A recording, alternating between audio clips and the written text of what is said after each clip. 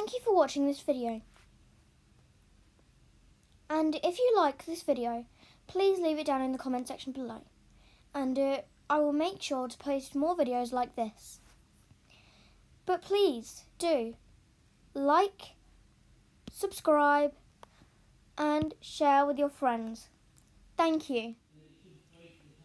Hi, welcome back to another video of the 11 Plus study. Today I will be going over the CGP 11 Plus non-verbal reasoning for GL assessment practice book with assessment tests for ages 10 to 11, page 6.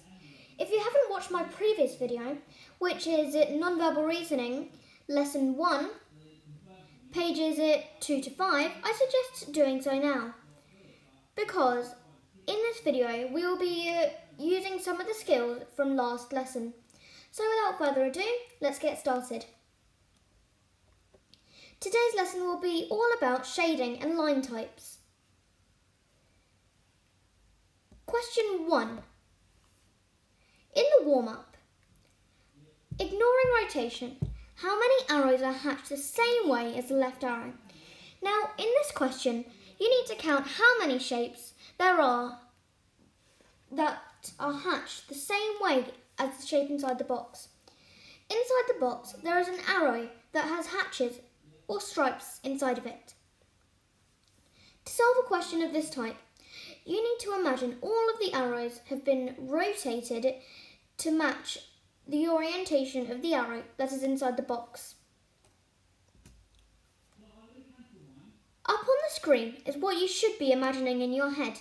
Now you need to count up the ones that match the arrow that is inside the box.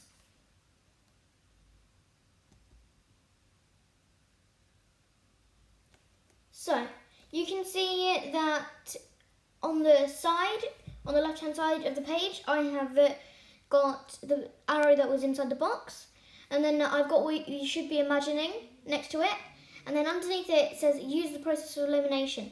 So in my last video I went through the process of elimination, and you should be great at that now, seeing as we did it a lot in my last video. So using the process of elimination is, I'll just recap on it now. It's basically where you're eliminating the answers that cannot be the answer. So you're eliminating the options that cannot be the answer. Okay? So I'm going to bring up on screen what the process of elimination is. Okay, here you can see how you can use the process of elimination to answer a question. So, I've put a circle around the ones that will be the answer.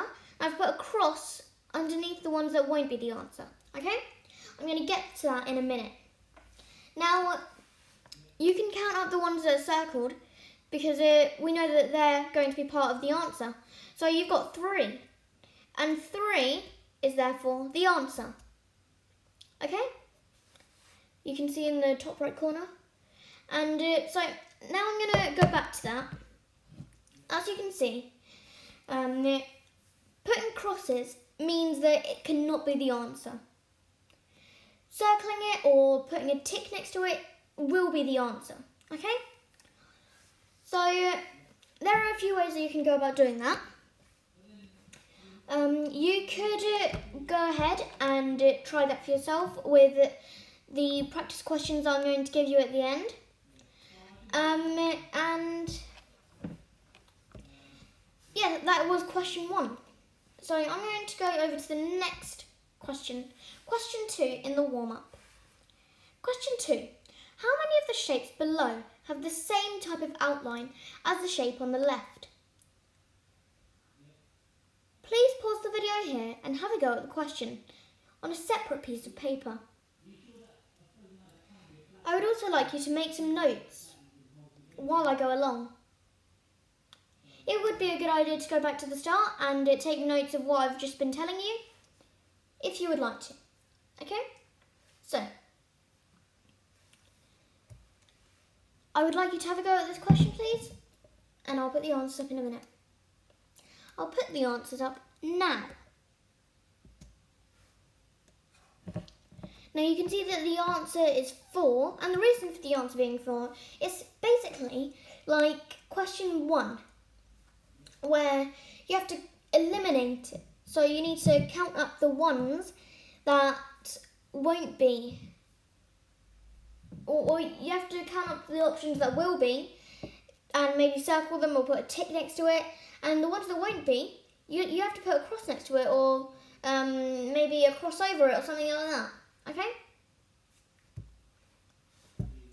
Now, you can see that that's the way that it's been hashed, okay? So, next question. Question 3, in the warm-up. Question 3, what is the most common shading shared by the shapes below? Black, white, grey, spotted or hatched? I would like you to answer this question by yourself, using your skills from last lesson. This is where I was telling you at the start to watch the previous lesson if you haven't, because there are skills in that video that you need to know before watching this video. If you've watched it and you know all those skills, great. If you've watched it and you understand it the way that I explained it, great.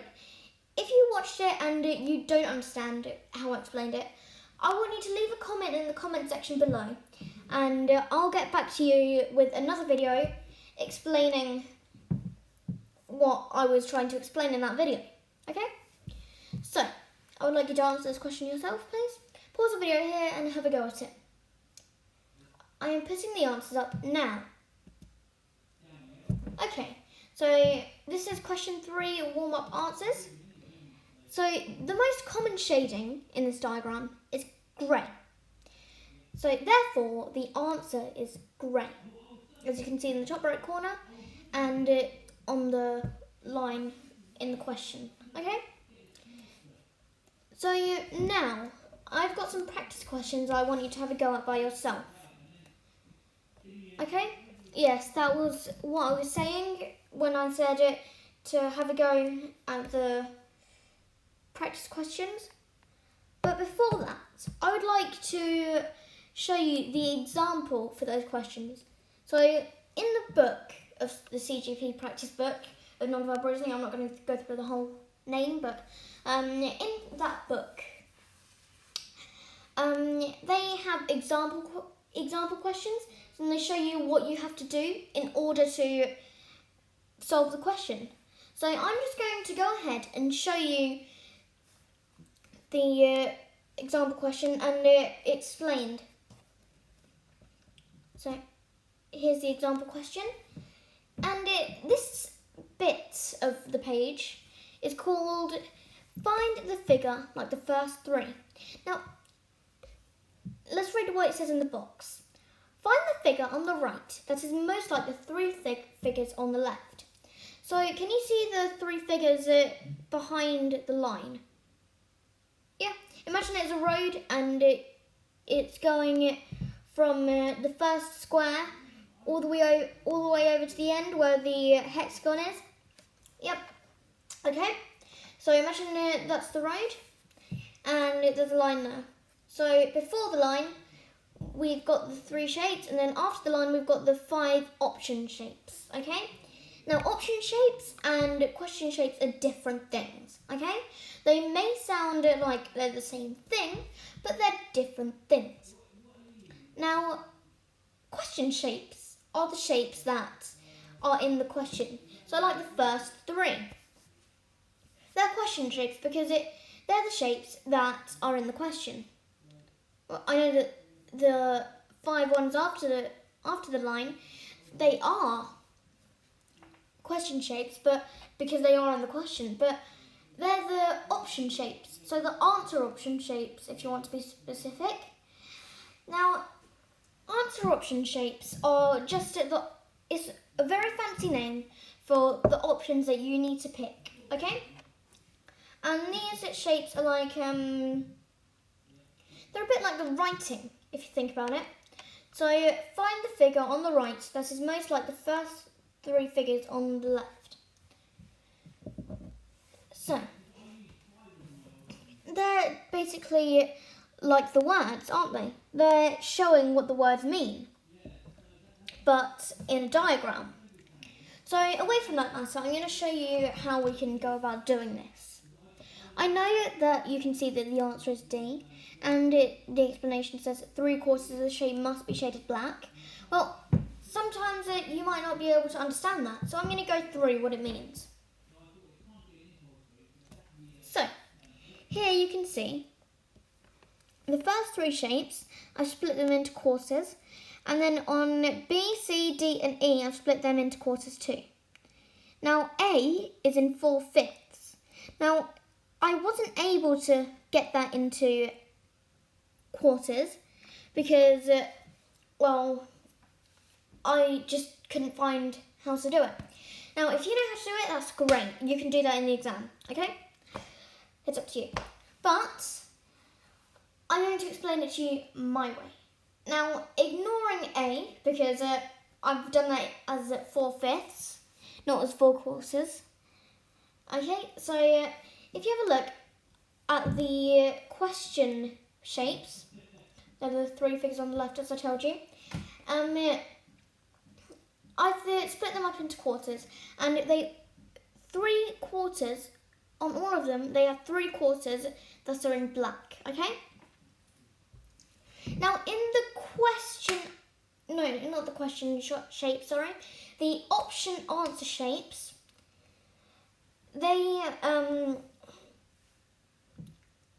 There's only one that has 3 black triangles there, okay? Or not triangles, sorry, but 3 black quarters, if you know what I mean. Yeah. The other ones that don't have that. Now, the reason for this is because well, I'm just going to ignore A because I've already told you about that. With B, I've put it into quarters, but I've only got 2 pieces that are shaded in black. On C, I've put that into quarters. I've only got 2 that are shaded in black. Oh, sorry about that. I moved it to the next slide. There you go. Now in E, I've split that into quarters, but still I've only got 2 that are shaded in black. But in D, we've got 3 that are shaded in black. Great. So we know that that's going to be the answer. Now in the exam, like I told you in the previous lesson, you are allowed to write in your reasons. Now the reason for writing in your reasons, for why that is the answer, is because then when you finish that section in the exam, so the exam is in 4 sections: maths, English, verbal reasoning and non-verbal reasoning. Now you've got these sections, they're timed. So you have an audio in the background and you've got a timer. So it's a bit stressful, but I'm sure that you can do it. So basically in these 4 sections, you're going to have a specific time limit, and if you finish before the time for that section finishes, you're allowed to go and check in that section. So say that I was in maths, or say that it's because the first section is English. So say that I was in English and I still had 5 minutes left. That's great because I can go back and I can check. And if I've written in my reasons for why that option is the answer, then it's easier to check, okay? So, but say if I've finished English and I've finished all the questions, but I didn't have any time left at the end to check, and I'm in verbal reasoning. So if I finish verbal reasoning early and I've still got like 10 minutes left, let's say, then I'm not allowed to go back into the English section. It's simply not allowed. Okay? So that's one of the reasons for writing in your reasons. But you're not being allowed to go back is a rule that's made by the 11 plus, well, the people who come up with the 11 plus exam questions. Okay? So it's simply not possible. Now, when I say not possible, I mean it is possible to go back.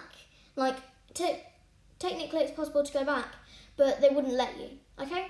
So, yeah. And, but you should be alright with the time limit. I mean, I was when I took my 11 plus exam, and I still passed, so that's great. Anyway, back to the question. You always need to write down your reasons. That's the point that I'm trying to make now. Okay, so let's go to the next slide. Now, these are the practice questions I want you to have a go at yourself.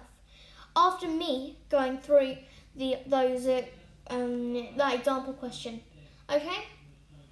So please go ahead and pause the video here. Have a go at the questions, and I'll put the answers up in a minute.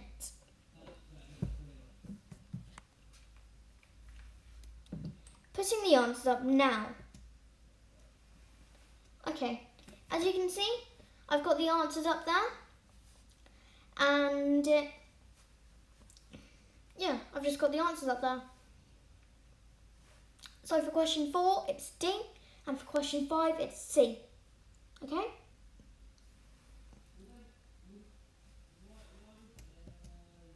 Thank you for watching this video. If you enjoyed it or learned something new today, please stay tuned for more videos.